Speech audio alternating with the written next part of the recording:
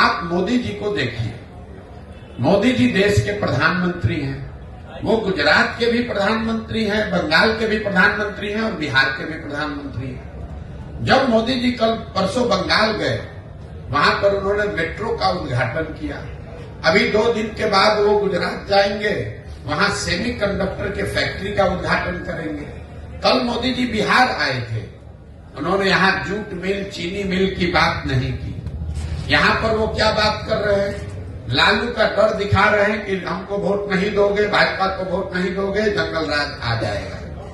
वे पूरे बिहार को हम 5 किलो अनाज खिला रहे हैं गरीबों को, इसलिए वोट दो। हमने मंदिर बना दिया, इसलिए वोट दो। मोदी जी वही हैं, लेकिन अलग अलग राज्य में अलग अलग तरीका लोग अपनाते हैं। क्यों?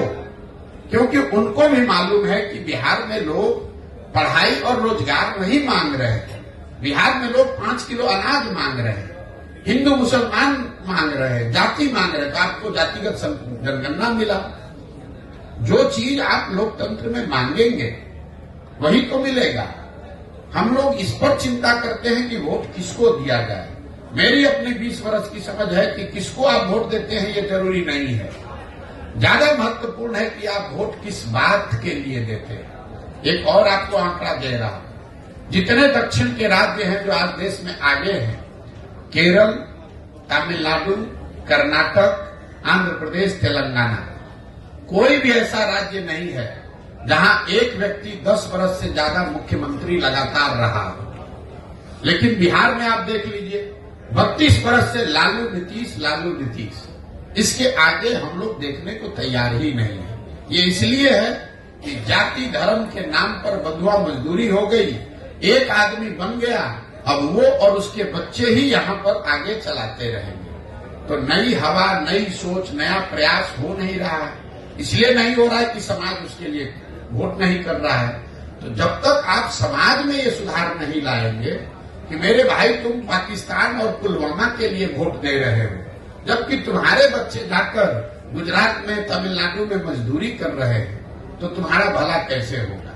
जितने मुसलमान समाज के लोग हैं, मैं 18 महीना से पैदल चल रहा हूं, 5000 से ज्यादा गांव में जाने के बाद मैं रोज मंच से कहता हूं कि दलितों के बाद सबसे ज्यादा गरीब, बदहाल, फटेहाल अगर कोई बिहार में है तो वो मुसलमान है। लेकिन 32 साल से मुसलमानों ने लालटेन का साथ नहीं छोड़ा है।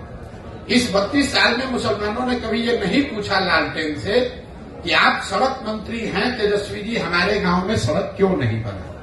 आप ग्रामीण कार्य मंत्री हैं, लेकिन हमारे गांव की नालियों गलियों की दुर्दशा क्यों है। आप स्वास्थ्य मंत्री थे, हमारे बच्चों के लिए अस्पताल, दवा, डॉक्टर क्यों नहीं है। आप शिक्षा मंत्री थे, हमारे बच्चों के लिए पढ़ाई क्यों नहीं है। मुसलमान इन सारे परेशानियों के बावजूद जाकर उसी लालटेन को वोट दे रहा है। यही हाल भाजपा के वोटर का है। कोई नहीं पूछ रहा है मोदी जी से कि भाई आप देश में इतने बड़ी बड़ी बात कह रहे हैं, बिहार की बंद चीनी मिल, जूट मिल कब चालू होगी ये बताओ।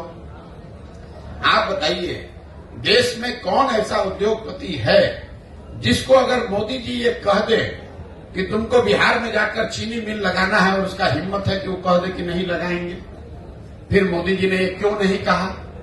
इसलिए नहीं कहा कि उनको मालूम है कि ये काम करे चाहे न करे, बिहार की जनता हमको मुफ्त में वोट देगी ही देगी। उनको मालूम है कि बिहार की जनता भाजपा को सिर्फ एक बात पर वोट देगी, लालू का डर दिखाते रहो, वोट बोड़ा में लेते रहो, मंदिर और अनाज की बात करते रहो, लोगों से वोट लेते रहो। इसी तरह लालू जी को पता चल गया है कि मुसलमानों के लिए काम नहीं करना है, उनको सिर्फ भाजपा का डर दिखाते रहना है। ना उनको भागीदारी देनी है, ना हिस्सेदारी देनी है, उनको किरासन तेल बनाकर अपने लालटेन में जलाते रहना है। मुसलमान अपना और अपने बच्चों का भविष्य जला रहा है। लालटेन की रोशनी लालू जी के घर में हो रही है, मुसलमानों के घर में नहीं हो रही है। लेकिन अगर ये बात मुसलमानों को नहीं समझ में आएगी तो कैसे कोई सुधार ला देगा। कोई एक प्रशांत किशोर आ जाए कि 10 प्रशांत किशोर आ जाए। इसीलिए हमने दल नहीं बनाया है, इसीलिए हम वोट नहीं मांग रहे हैं।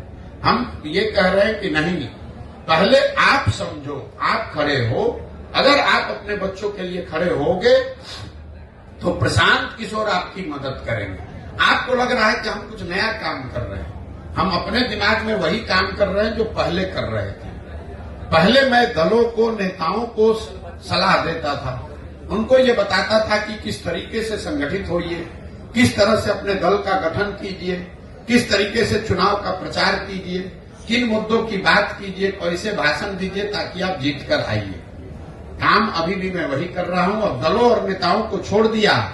बिहार के गांव गांव जाकर लड़कों को, बच्चों को बता रहा हूं कि मेरे भाई तुम्हें नया दल चाहिए, ये चारों पांचों दलों ने तुमको और तुम्हारे बच्चों को ठगा है, तो तुम साथ में आओ।